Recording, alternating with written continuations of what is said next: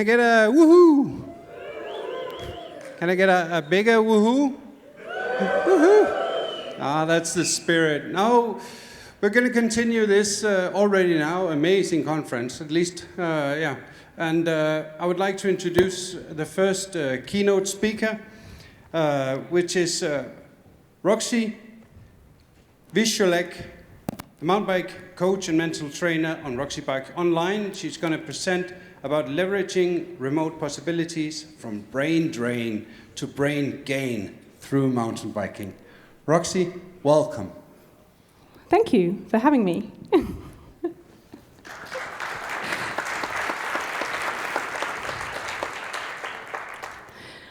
So on Saturday, yeah, that's 3 days ago, I get a message on my mobile phone, and it's from Jorge, who you've already met. And he's like, hey, Roxy, one of our keynote speakers can't make it. Would you like to open the summit? Yeah. And I was like,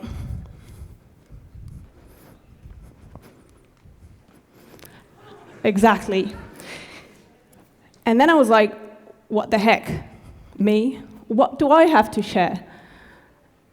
And maybe you're thinking the same, like, who the hell is this woman? Well, I get it, because I doubt myself a lot. And sometimes I think, what do I really have to contribute to the mountain biking world? Well, now I have 25 minutes time, and you get to decide whether I have something to contribute or not, so you better listen. So, let's go back in time. 5 years ago, I did something that back then everyone thought was pretty crazy, to be honest. It sounded ridiculous, and maybe it still does to you today. With my partner Bernie, I founded the first German online mountain biking school. And 1 year later, we founded the English version of that. And today, we have 3,500 students every single year. Oh, by the way, IMBA, I'm sorry, we have 33 plus countries, so we win, you have 20, sorry. So where did this global impact start? You may think, oh, probably like in some mountain bike capital. Well, actually, it started in a tiny little rural finca in Mallorca, right here. That, by the way, that is Fritz. I don't think without him I could have done it. So it started there, tiny rural finca. We did have a lot of experience, like 12 years of coaching, beginners to Olympic riders, every day. But we had no experience of what you need to run an online business. Filming, editing, cutting, so sound design and stuff. This was our master plan. We had a smartphone, we had a cable mic, and that tripod was wobbly as hell. Oh yeah, and we did have a laptop, and the laptop believed in us, so that's what matters. So basically, zero budget, middle of nowhere, but we had the master plan. So people always ask, why do you go remote? Why not just move to somewhere that is like a mountain bike capital and grow your physical bike school there? I mean, you were already successful. And it's pretty simple, actually. Remote coaching has so many advantages. First off, accessibility and affordability. You know, not everyone lives in a mountain biking capital, but everyone usually has access to the internet. Not everyone has lots of funds. We work with so many riders in Latin America. Online coaching is really affordable, so it just breaks those barriers. The second one is we wanted to create an environment for women and older riders to thrive, because honestly, mountain biking is still a very male-dominated and stunt-driven world. And in traditional clinics, many women and older riders tell me they just don't feel legitimate, they don't feel respected, They don't even feel catered to, and they very often feel unwelcome. And honestly, I've been there a lot. I cannot tell you how many times it has happened to me that I'm in a clinic and even at instructor certifications, and they ask me to do things that are not physically possible for women, let alone petite women, let alone older women. Because yes, there is a strength difference between men and women, and many things that are really easy for a 1.80 guy, for me at 150 something are not as easy. So if they say, it's easy just, for us women, we're like, what? It's like putting an elephant here and a little monkey here, putting a trunk of water in the middle and saying, the one who empties the water with its trunk wins. And then it's like, oh, come on, monkey, you're making excuses. You can do better than that. That is really sometimes how it feels for us women.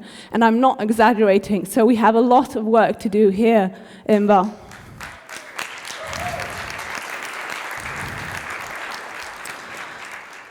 So in our remote coaching, we have women-specific lessons, and we have specific modules and entire courses for older riders, because learning changes as we age.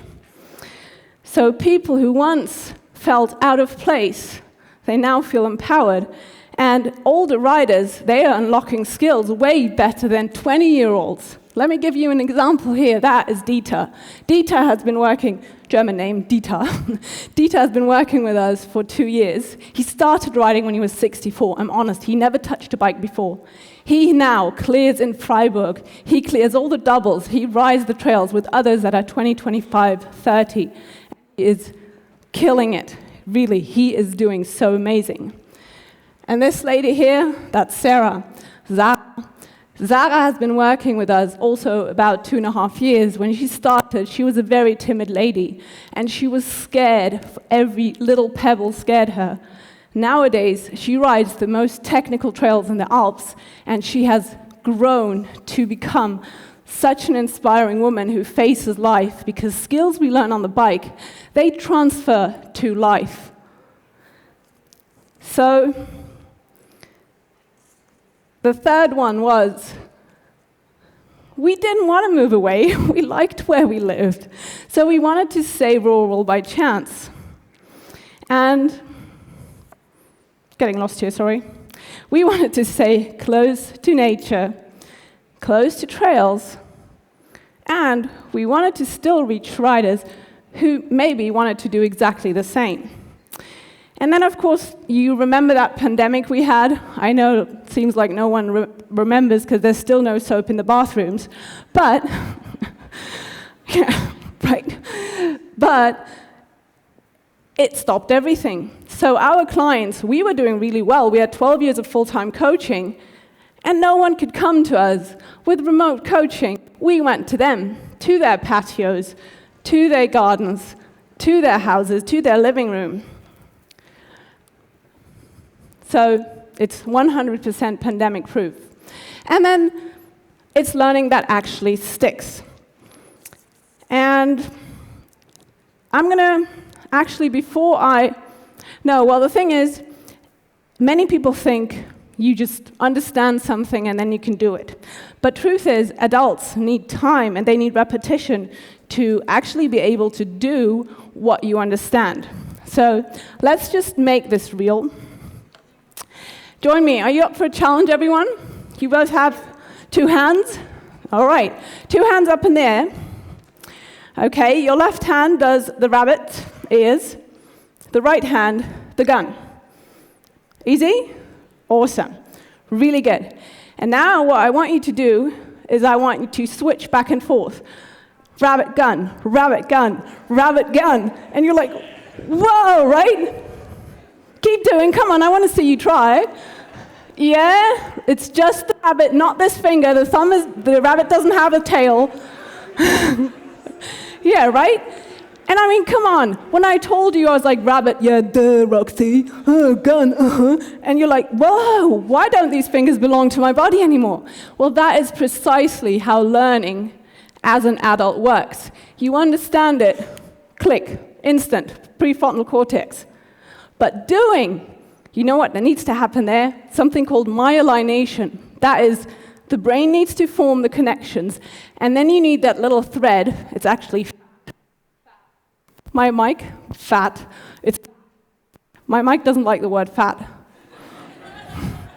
Okay, so it's fatty acids that have to go around those connections, and that is what forms, or what does learning, what learning actually is. For that, you need repetition, you need time, and you need sleep. And that's why remote coaching is learning that actually sticks. But I promise you, you practice this rabbit gun trick for just 2 minutes every day now, just 3 times a day. By the end of our little conference on Thursday, you're going to be much better. I promise. Oh, by the way, I don't know if Thomas told you there's a test, so if you can't do the rabbit gun thing, like really fast, you're not going to get any food. So, there's more to this, because learning skills, as I've already shown you with Dita and Sarah, it's just so much more than just about skills. It's also about mental health. It's about safety on trails, being able to enjoy the trails actually that you like, being able to enjoy nature while you're on technical trails, and much, much, much more. Physical vitality for many of the older people we're working with. Okay, so now let's step back a minute and say, what is really at stake, and how does this tie to the title of the presentation and to this summit? Well, leveraging remote possibilities from brain drain to brain gain through mountain biking.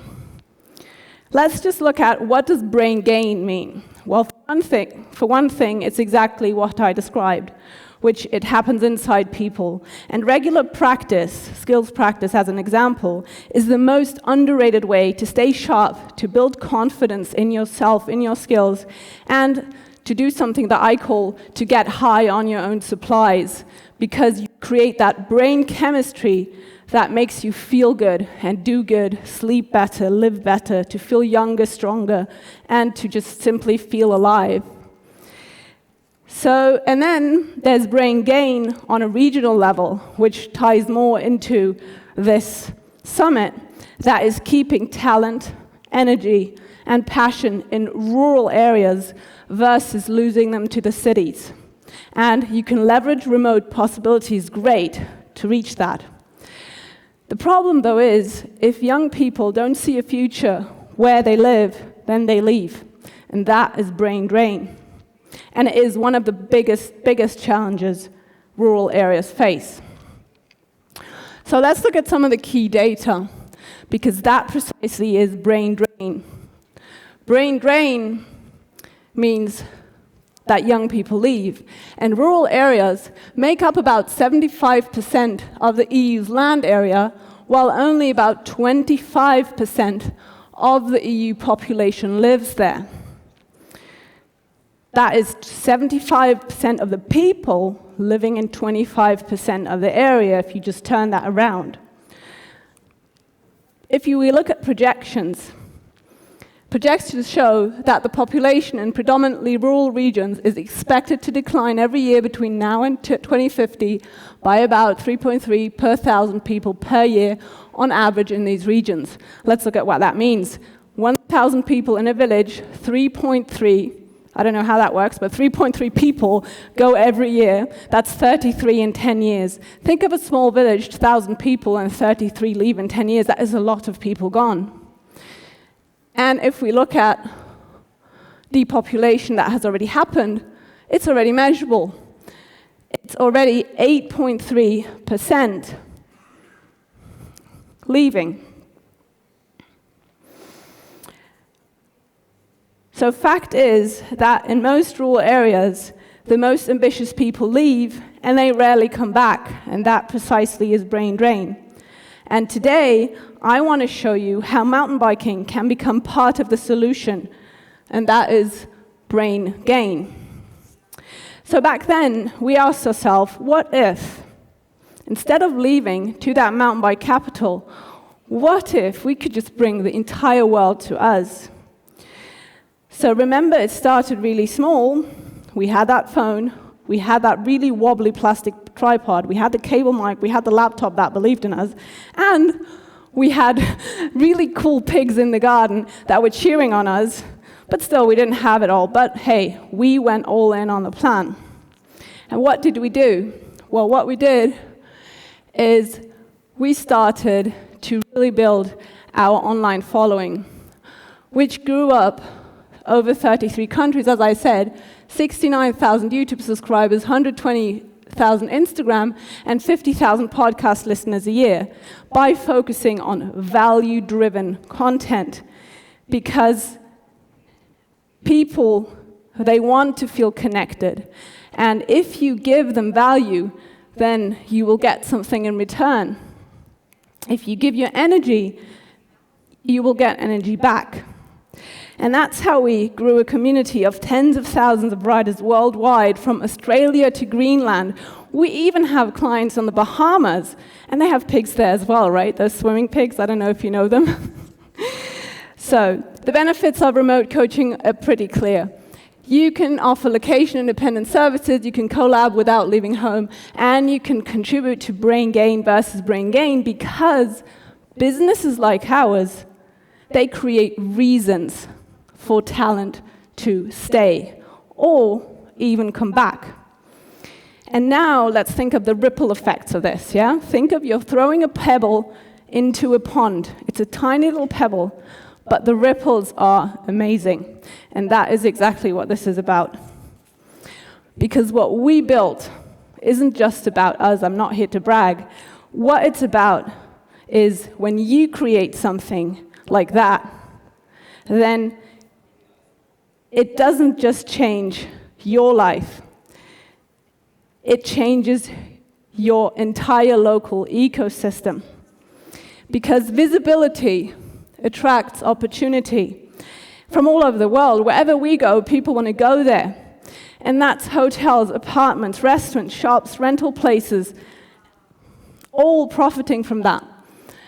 This one reel, that's just one piece of content, reached 10.5 million people. That's the entire population of that country. Pop quiz, which country? Yay, Portugal, nice, exactly. So one piece of content can reach an entire country. And that is that power everyone has in their hands with their mobile phone. Which of course leads to more demand and more local jobs. I heard mountain bikers like beers and burgers, so restaurants are definitely going to profit. And then, of course, youth can see the future at home again, from brain drain to brain gain. And mountain biking acts as the bridge. It can bridge generations. When we ride, one in our group is 80, and the youngest is 17. They ride together because everyone's on an e-bike, and they have the best time. And mountain biking can bridge between visitors and locals, and between passion and prosperity. So here's the best part. All of this looks big, right? But remember how it started. Remember our little wobbly tripod, that smartphone, and the pigs, of course, never forget the pigs. But it started really small. So that this right here is my call to empowerment. Everyone's talking about call to action, but I just like call to empowerment. So with these 5 lessons that I'm sharing next, any rural area or business can build its own mountain bike ecosystem, because that's what we have to think, ecosystem. The first one is think big, start small. Our first lessons were lousy, like really bad. Sound quality bad, everything bad. But we got them out there. If we would not have published those really bad lessons, I would not be standing here. So you need to think big, but you just need to start small. The imperfect project that actually leaves your screens is better, 1,000,000 times better than the perfect project that simply stays in your head. then the next thing is location doesn't really matter. You don't need a mountain bike capital. Any place, seriously, any place, paired with passion and creativity, can now reach the world. And honestly, the mountain bike kingdoms here is the perfect example of that. You already saw how much it's attracting. 3, community over competition. This one is a big one. A lot of people think that when you go global, you actually weaken local, but it's the exact opposite. When you go global, you strengthen local, because you can all profit from that. So you need to work with neighbors, you work with other communities, but just work together. You're not an island. Really, community is the key. And the next one is where a lot of people get lost, and that is find your niche. Don't go too broad. You need to think, instead of copying, who is the perfect rider you want to work with, and who and why can you serve that rider best? Because having a clear niche, that creates identity. And identity creates momentum and attracts more, and it's the self-feeding loop. And if you go too broad, you don't have authenticity, you don't have identity, and you don't attract. So really think, who do you want to work with? Who do you want to attract? And why are you the ideal perfect person to work with these? For us, with our online coaching platform, it's adults, older riders, rather fearful riders who want to be in control, who want to enjoy mountain biking until they die. Our oldest client is 84. He started with 82. He's crushing it. Last week on my podcast, I interviewed one of our clients. He started with 75. He's now 77. And we have so many examples of people finally going from fear to fun. And then the next part really is prioritize well-being. It ties into what I just said. Mountain biking is still also a very performance-driven sport. It's great, it's a very important part of the sport, but we also need to prioritize well-being, because mountain biking is so much more. Mountain biking connects us to nature, and that is so important for mental health. It boosts mental health in general. When I started riding, honestly, it saved my life. I was deeply anorexic back then. If I wouldn't have gotten on that bike, I would not be here. I literally starved myself to death. I am 100% healed today because of mountain biking, because mountain biking got me out there, got me riding, and got me eating because I wanted to ride. And that is just one of the examples of how powerful mountain biking can be. It empowers. You know what I told you about Sarah? She's a different person today through mountain biking and through that strategic work. And it helps prevent age-related decline. Think of those 75-year-old, the one I told you with the podcast. When he started working with us at 75, he couldn't even stand on one leg. Now he could track stand for over a minute. That is the type of revolution that can change people. And that's why this year's summit and the motto, Connected by Trails, means so much to me personally, because trails don't just connect dots on a map. Trails connect people. They connect cultures. And they connect us to nature, us to our communities, and us to ourselves and what really matters to us.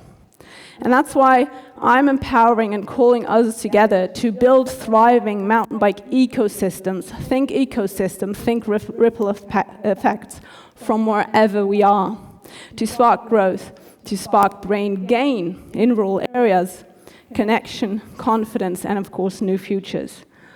But we can all only do that together. So let's do that together, and thank you for being here. Big applause to Roxy for a fantastic presentation. Thank you for getting us off to a good start. Thank you.